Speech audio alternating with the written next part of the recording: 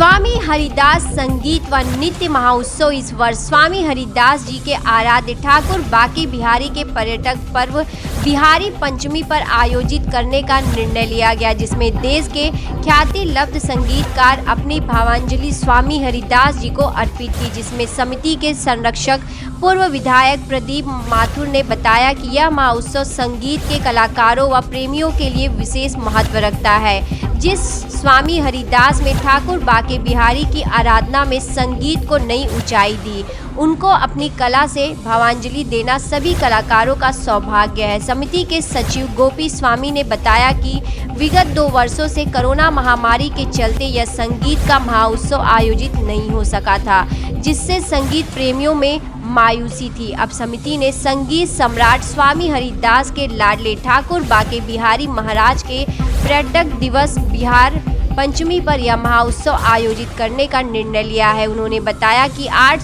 दिसंबर व 9 दिसंबर को यह समारोह खोखला आश्रम में आयोजित किया गया, जिसमें प्रथम दिवस पद्म भूषित पंडित बिरजू महाराज अपनी 3 पीढ़ियों के साथ पहली बार इस मंच के माध्यम से प्रस्तुति दी।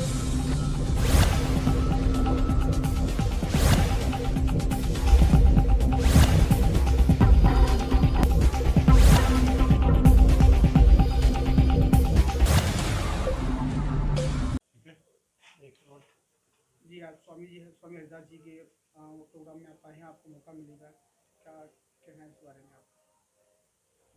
मैं तो सबसे पहले यही बोलना चाहूँगा कि मैं धन्य हुआ कि ऐसे तीर्थ स्थान में वृंदावन, चाहे मथुरा वृंदावन हो, बरसाना हो, ये सब तो प्रभु की नगरी है।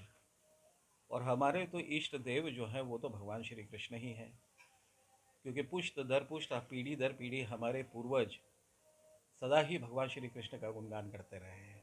क्योंकि हम लोग तो कथाकार, शुरू से ही कथाकार रहे। 7 पुश्तों से चली आ रही परंपरा लखनऊ घराने की, जिसमें हम मेरे आदरणीय पूजनीय गुरु जी, मेरे पिता पद्म विभूषण पंडित बिरजू महाराज जी, तो आज उनकी ओर से मैं तो ये कहूँगा बस एक छोटा सा कथाकार हूँ, एक सूत्रधार हूँ। और आज वृंदावन में आके यहाँ के माहौल का बहुत आनंद ले रहा हूँ और मुझे बहुत खुशी मिल रही है इस बात की कि मैं यहाँ नृत्य करने आया हूँ। आज बांके बिहारी जी का प्राकटोत्सव है और स्वामी हरिदास जी या प्रोग्राम में आप आए हैं जी, इसमें क्या विशेष रहेगा आपकी तरफ से?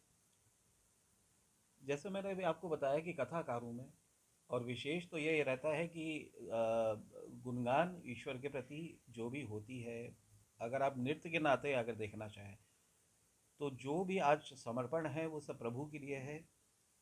अब मेरी बेटी है रागनी, वो भी एक वंदना करेंगी जो कि हमारे बाबा की, वृंदावन महाराज जी की रचना है। तो जैसे जागी महिमा है सुखदाई, भव संकट संताप हरे, इस प्रकार से उसके शब्द हैं दादा की रचना। हाँ। और उसके उपरांत ठुमरी है, भाव है, ये सब तो लीलाएं हैं प्रभु की, भगवान श्री कृष्ण की। तो उसी पे ही आधारित हम सभी लोग उस पर नाचेंगे और कुछ पारंपरिक नृत्य नाचेंगे जो खास लखनऊ घराने का है। लॉकडाउन में लोगों को बाहर नहीं निकलने का मौका मिला था, लेकिन आप दोबारा एक मंच पर आए हैं, इस बारे में क्या कहेंगे? बस ऐसा लग रहा है जैसे श्वास मिल गई, सांस मिली। देखिए, कलाकार के पैरों में घुंघरू ना बंधे, उसको मंच ना मिले, आप जैसे प्रेम करने वाले लोग, आप जैसे दर्शक लोग ना मिले, तो हमें लगता तो है कि जीवित हैं, लेकिन कैसे, किस समारोह में आपकी प्रस्तुति? बहुत बहुत सौभाग्य अपना मानती हूँ कि स्वामी हरिदास सम्मेलन में मुझे याद किया गया है। भारत के जितने भी प्रतिष्ठित संगीत मंच हैं उनमें स्वामी हरिदास संगीत सम्मेलन का एक अलग उसकी गरिमा है, अलग सम्मान है। 150 वर्ष पुराना बताया जाता है। मैं पहले भी यहाँ पर आ चुकी हूँ, गा चुकी हूँ, और आज इतने सुंदर दिन आयोजन है जब भगवान बांके बिहारी जी का प्रकाटोत्सव भी है। मैं यही कहूँगी कि कोरोना का बहुत एक चुनौती भरा समय पिछले 2 साल पूरी दुनिया पे भारी पड़ा, लेकिन कलाकारों पे बहुत भारी पड़ा। अभी तक सारे मंच नहीं खुले, कई प्रदेशों में सार्वजनिक कार्यक्रमों के लिए भी डर है।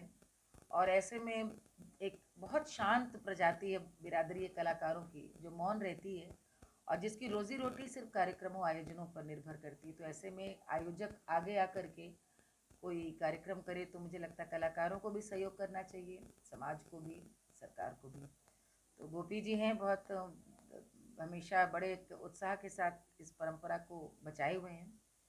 और मथुरा वृंदावन आकर के गाना, ऐसे दिन गाना, क्योंकि हम कहीं भी कुछ भी गाएं तो हम आधे गाने तो भगवान कृष्ण की गा ही रहे होते हैं, तो हम मन से वृंदावन में ही होते हैं। राधा कृष्ण को जब भी श्रृंगार गाते हैं, भक्ति गाते हैं, तो कृष्ण में ही बैठे होते हैं। आज वृंदावन में गाना, वो भी स्वामी हरिदास जी, जिनको कि कहते हैं भगवान ने साक्षात दर्शन दिए, जिन्होंने संगीत की परंपरा पूरी एक हमारे यहाँ प्रारंभ की, तो उनको प्रणाम करते हुए आज का कार्यक्रम पूरी।